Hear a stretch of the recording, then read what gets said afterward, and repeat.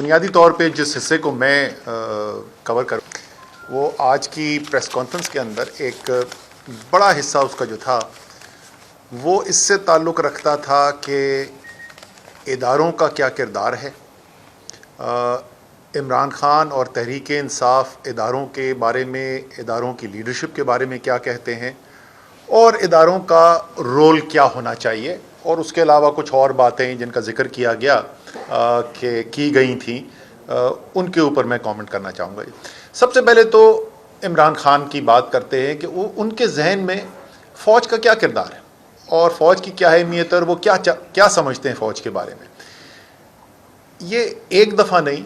اس بات کا اظہار وہ کئی دفعہ کر چکے ہیں، اور وہ اس لیے کرتے ہیں کئی دفعہ، اور یہ ابھی کی بات نہیں ہے، یہ جو وزیر اعظم تھے اس وقت بھی کرتے تھے، کہ پاکستان کی جو جغرافیائی صورتحال ہے، پاکستان کو جو بیرونی چیلنجز کا سامنا کرنا پڑتا ہے، اس کے لیے ایک مضبوط فوج جو ہے وہ اہم ترین حصہ ہے پاکستان کے دفاع کے لیے۔ اس بات کے اوپر عمران خان یقین رکھتے ہیں۔ عمران خان نے کبھی لندن اور واشنگٹن جا کے اپنی فوج کو بدنام کرنے کی کوشش نہیں کی۔ انہوں نے جا کر یہ بیرونی طاقتوں کو یہ بتانے کی کوشش نہیں کی کہ یہ فوج جو ہے وہ آپ کو کہتی کچھ ہے لیکن پیچھے سے کر کچھ اور رہی ہے اور یہ بہت بڑا خطرہ ہے خطے کے لیے۔ عمران خان نے کبھی بھارت کے وزیر اعظم سے چھپ کر ملاقات کر کے پاکستان کی فوج کے خلاف باتیں کرنے کی کوشش نہیں کی۔ عمران خان اس فوج کو اور اس قوم کو دونوں کو اون کرتے ہیں، لیکن کیا عمران خان فوج کے ہر فیصلے سے اتفاق کرتے ہیں، یا ایسے کوئی فیصلے ہیں جن کے اوپر، یا ایسے کوئی ایکشنز ہیں جن کے اوپر تنقید کرتے ہیں؟ وہ بالکل کرتے ہیں، یہ ان کا آئینی حق بھی ہے، اور وہ تمام جو تنقید ہوتی ہے، بڑی خوبصورت بات کی گئی کہ ایک تنقید ضرور کریں لیکن اس کا معیار جو ہے نا وہ پہلے متعین کر لیں کہ وہ معیار کیا ہے، کس بنیاد پہ تنقید کی جاتی ہے۔ عمران خان کی جتنی تنقید ہوتی ہے، آپ اگر اس سے، آپ ہو سکتا ہے اس سے نہ اتفاق کریں، آپ کے خیال میں آپ کا نقطہ نظر مختلف ہو، لیکن وہ تمام وہ چیزیں ہوتی ہیں جس سے عمران خان کی نظر میں اگر اس کو فالو کیا جائے گا تو فوج کی بہتری ہوگی، ملک کی بہتری ہوگی، دونوں کی۔ انہوں نے کوئی بھی ایسی بات کبھی بھی نہیں کی جس سے وہ چاہتے ہیں کہ ادارہ جو ہے وہ کمزور ہو، اور بڑی واضح اس کے اندر یہ لائن ہے۔ یہ آج بات کی گئی کہ فوج کی لیڈرشپ کے بارے میں الزام لگانا، ان کی نیت کے بارے میں شک کرنا جو ہے وہ مناسب نہیں ہے، اور اس بات کے اندر وزن بھی ہو سکتا ہے۔ لیکن میرا آپ سے ایک سوال ہے کہ جس طریقے سے فوج ایک اہم ادارہ ہے اور اس کی لیڈرشپ کی ساکھ جو ہے ملک کے اندر وہ قوم کی قومی سلامتی کے لیے ایک اہم جز ہے، تو کیا پاکستان کا سب سے بڑا سیاسی لیڈر جس کے پیچھے کروڑوں لوگ کھڑے ہوں، کیا اس کی ساکھ اور اس کا جو رتبہ ہے وہ ملکی وحدانیت اور قومی سلامتی کے لیے اہم نہیں؟ تو یہ جو بات کہی جا رہی ہے، میرے خیال میں اس کو ذرا سا پیچھے ہٹ کے یہ ضرور دیکھنا چاہیے کہ شاید دونوں طرف کچھ سوچنے کی ضرورت ضرور ہوگی۔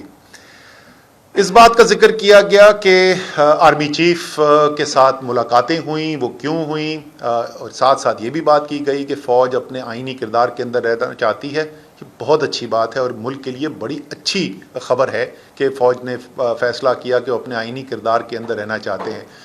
لیکن ان ملاقاتوں کے اندر غیر آئینی مطالبہ کیا کیا جائے؟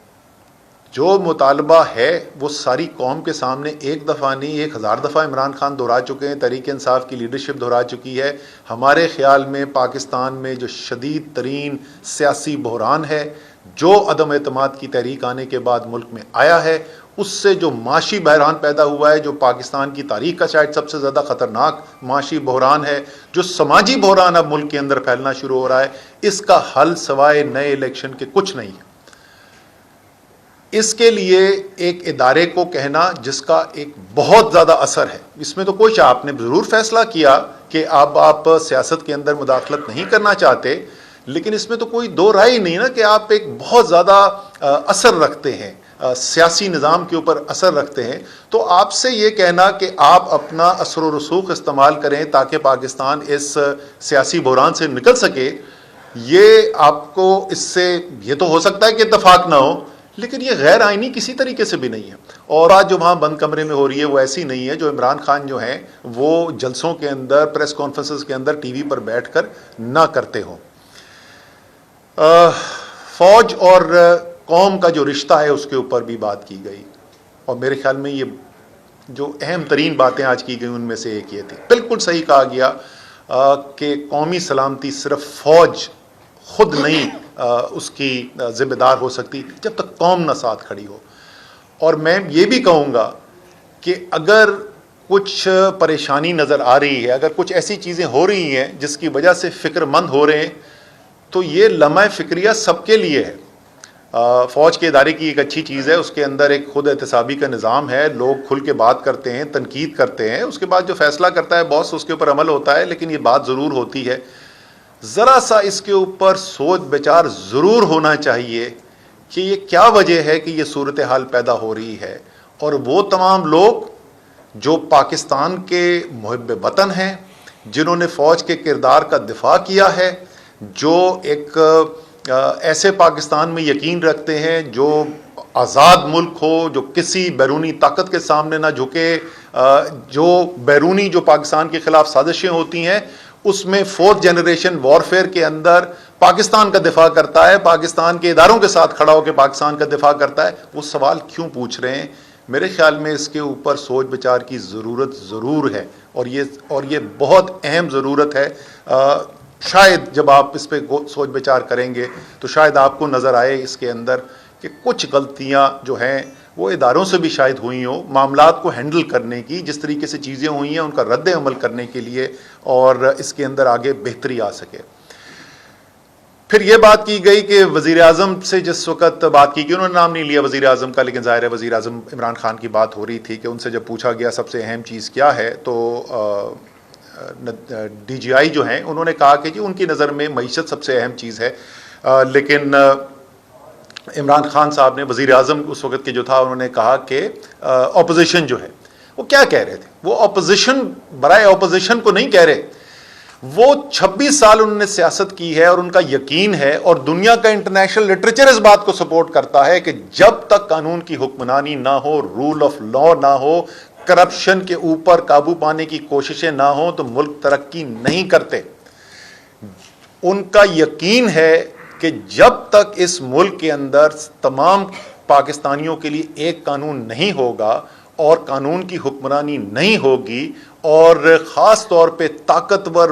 عہدوں پر بیٹھے ہوئے لوگ جو کرپشن کر رہے ہیں اس پہ قابو نہیں پایا جائے گا، تو پاکستان کی معیشت نہیں ترقی کر سکتی. آپ کی رائے مختلف ہو سکتی ہے،